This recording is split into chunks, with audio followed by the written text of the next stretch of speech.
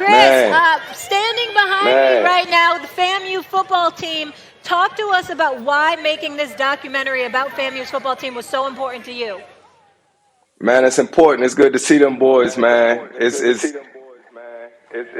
dope to see their story. Coach Willie Simmons, the things that they doing. Them boys going out there competing day in and day out. I just love to be a part of it and to tell their story.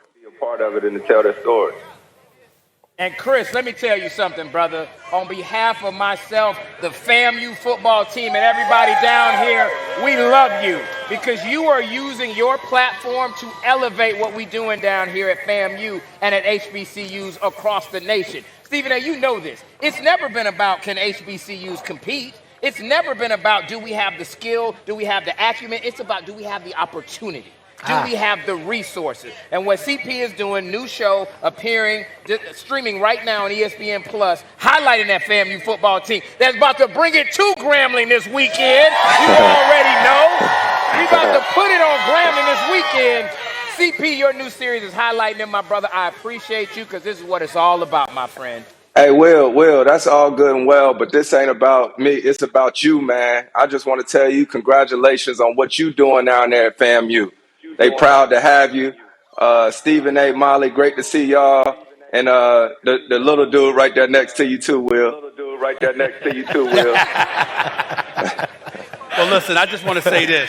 It is about Will Packer today, but it's also about guys like CP3 and Will Packer and the level of commitment that you guys have made to elevating the profile of HBCUs. Whatever we're trying to do, it's going to take all of us. And the fact that you got somebody like CP3, a perennial all-star, a future Hall of Famer, one of the greatest point guards to have ever played in the NBA, who didn't attend HBCU, but still feels it's so important to highlight HBCUs and its contribution to just our American society as a whole. I just can't say enough and can't express enough gratitude to him and Will Packer. You got to give him flowers. Yes. You got to give CP his flowers. I mean, when it comes to HBCUs and really putting that on your back and creating a conversation, I don't think there's nobody in the NBA that does it more. I mean, from his apparel to his voice to just understanding the importance of moving the culture forward, CP has always done that. So it's one thing that I definitely have embraced because of him. It's something that I've moved towards because of him and what he does. So,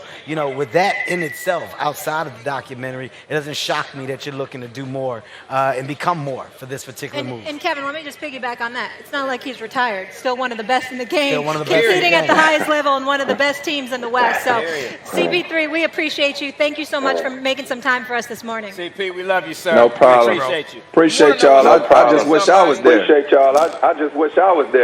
I know. You could have came. I know. I never experienced this homecoming. I got a game tomorrow. I got to work around here. Yeah, but I know, but me and you talked about it. Remember I told you my plane was leaving, you could pop on with me and I would have had you back.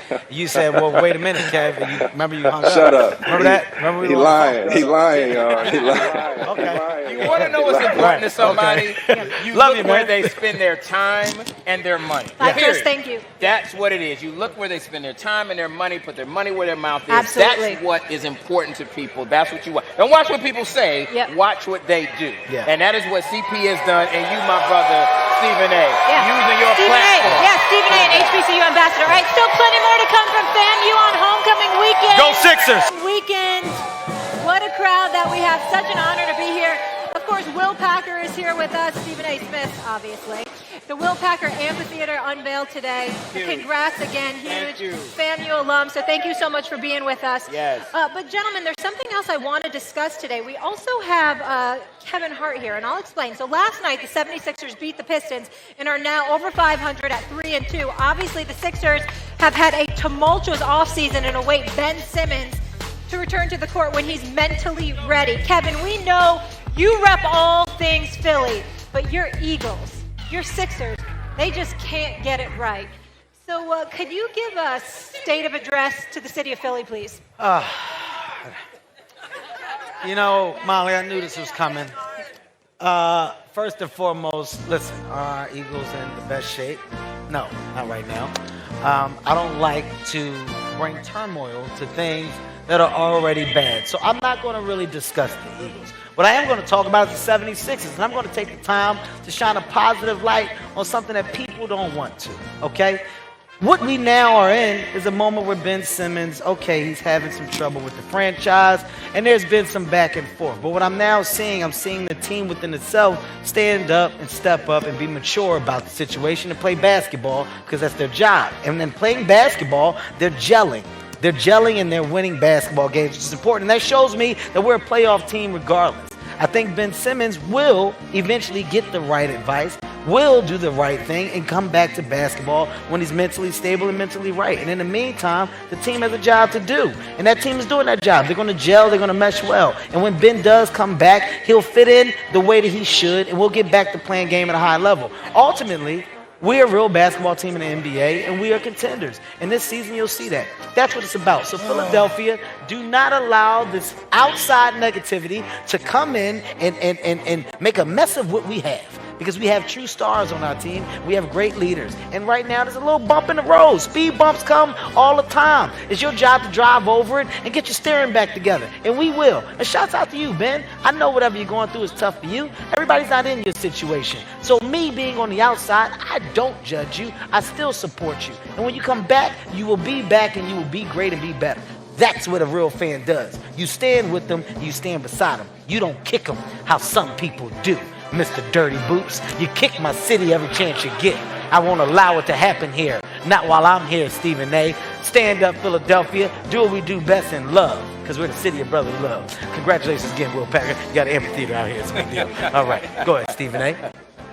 That might be the most ridiculous take I've ever heard you come out your mouth. Why is that? First of all, a couple of things. Number one, just not to bring negativity to you, but y'all just lost to my New York Knicks the other day. I just thought it was We were talking about my win. We just came off a win. Okay, but we just came off a win. But we were talking about the win that we just had. You lost to the Knicks. You want to go two games back? No, let me say, yes, I do. You don't go 2 games back. That's number back. one. Number two, I just want to ask a question. Just a simple question. Ask. Will Packer, help me out here. Okay, come on.